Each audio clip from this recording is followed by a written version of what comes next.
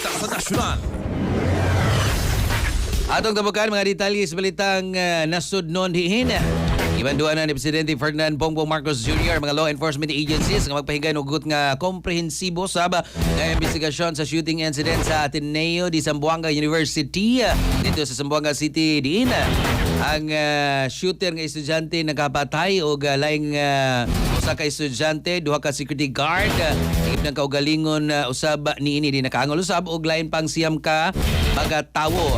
Sa iyang pamahayag nitong Martes, mingon sa mga presidente nga naging-uban siya sa kasubo sa mga pamilya o sa school community ug gipasiugda ang mga campus kinahanglan nga among the safest places in our country.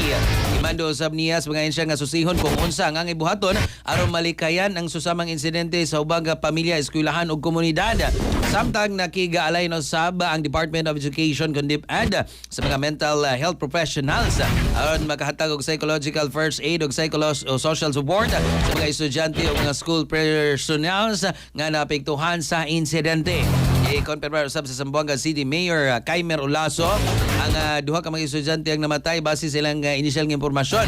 Nakasulod ang suspect sa campus nga dunay high-powered firearm o 9mm caliber pistol.